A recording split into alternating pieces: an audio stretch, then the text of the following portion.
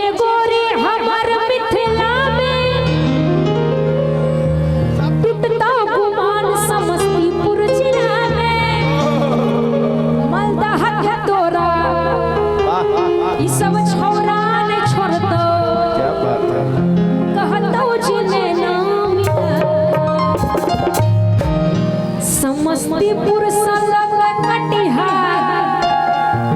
जन सब लिख दतो आ गोरी कहाँ बेचे चंदा उतार तोरा दो काहे कि हमारे मिथिलांचल वाले लोगों में इतना पावर है कि एक बार बोलेगा तो एक कट्ठा एक बार में कि एक कट्ठा एक बार में इसलिए आगे दो देवो दो देवो दो देवो दो देवो दो देवो दो देवो दो देवो बेचे चंदा उतार बेचे चंदा उतार तोरा दो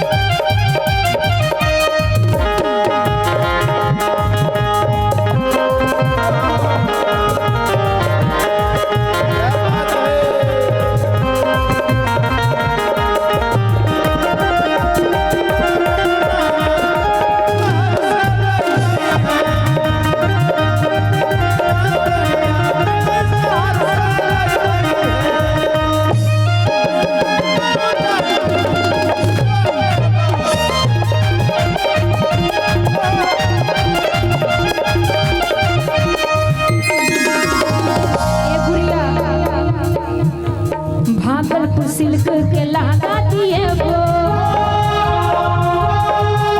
मुजफ्फरपुर के तोरा बाली दिए वो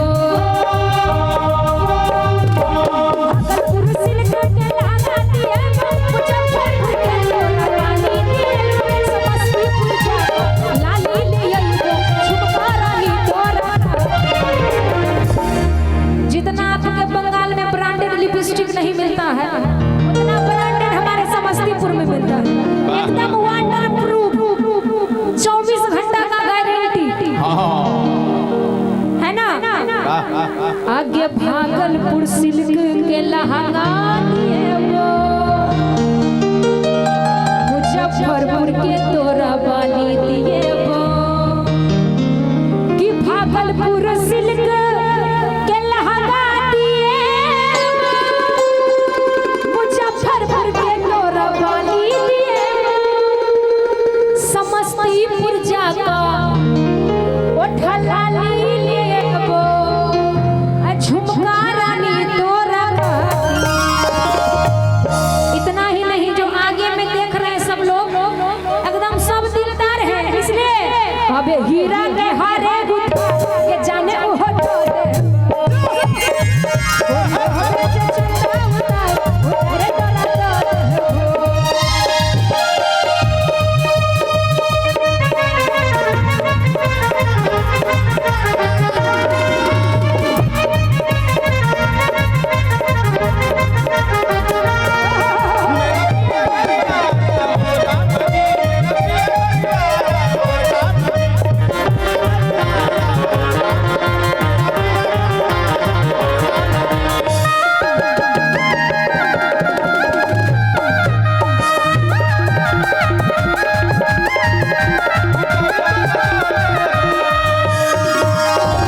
आई बेचे गोरी हमारे मिथिला में टूटता गुमान समस्तीपुर जिला में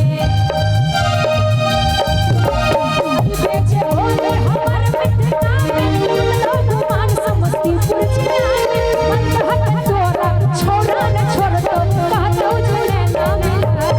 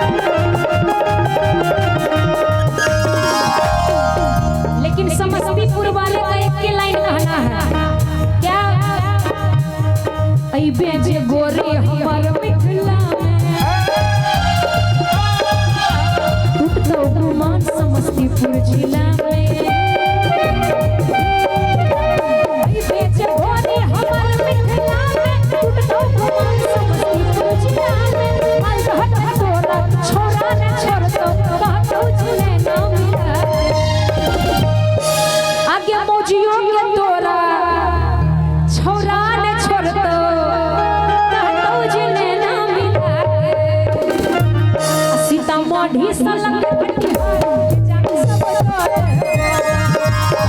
तोरे बेच चंदा उतार तोरा दा देबो तोरे बेच